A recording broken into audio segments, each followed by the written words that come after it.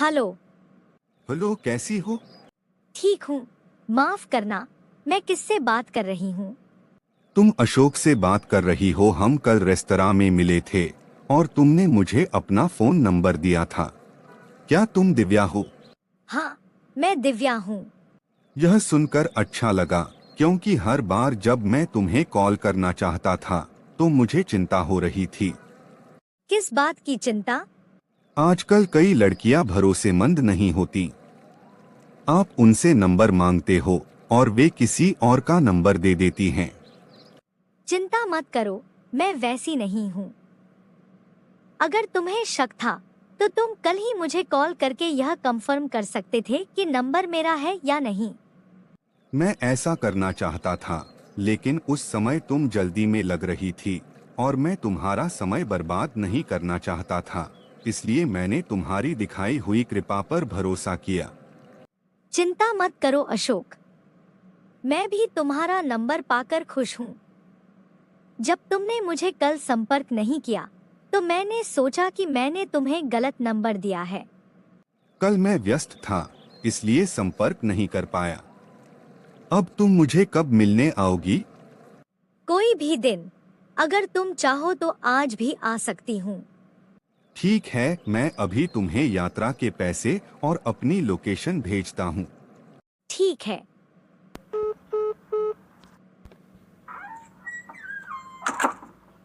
दिव्या, तुम किससे बात कर रही थी? एक लड़के से मिली थी कल। उसने कहा कि वह मुझे यात्रा के पैसे भेजेगा ताकि मैं उससे मिलने आ सकूं। क्या तुम्हें पता है कि जब कोई आदमी तुम्हें मिलने के लिए बुलाता है तो उसका क्या मतलब होता है? हाँ, वह दोस्त की तरह मिलने के लिए बुलाता है। नहीं मेरी प्यारी, जब कोई आदमी तुम्हें मिलने के लिए बुलाता है तो उसका मतलब होता है कि वह सेक्स करना चाहता है। सच में? अब मैं क्या करूं? उसने पहले ही पैसे भेज दिए हैं। उसने कितने पैसे भेजे हैं? उसने 40,000 रुपए भेजे हैं। तो अब ऐसा करो, उस पैसे को मेरे खाते में ट्रांसफर कर दो। फिर उसे कॉल करके कह दो कि तुम नहीं आ सकती क्योंकि तुम्हारे पापा वापस आ गए हैं और तुमने पैसे पहले ही खर्च कर दिए हैं। ठीक है दीदी।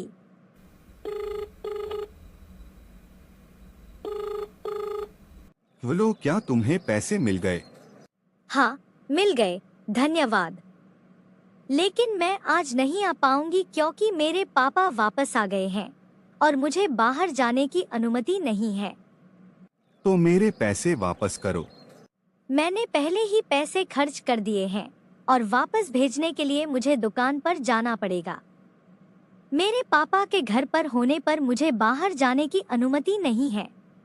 तुम बेवकूफ, मुझे ऐसे आसानी से धोखा नहीं दे सकती। तुम मेरे पैसे बहुत बुरे परिणामों के साथ वापस करोगी। बहन, क्या तुमने सुना उसने क्या कहा? मैं डर रही हूँ। हम उसके पैसे वापस कर देते हैं। हम उसे पैसे वापस नहीं करेंगे, वे ऐसे ही होते हैं। अगर तुम उनका किराया ले लो या कहो कि मैं आ रही हूँ और फिर फोन बंद कर दो तो वे तुम्हें और तुम्हारे परिवार को श्राप देते हैं। लेकिन बहन, हम औरतें कब तक पुरुषों का किराया लेना बंद करेंगी? मेरी प्यारी, कुछ चीजें विरासत में मिलती हैं। आश्चर्य मत करो अगर शैतान ने केवल ईव को फल खाना ही नहीं सिखाया, बल्कि किराया लेना भी सिखाया हो।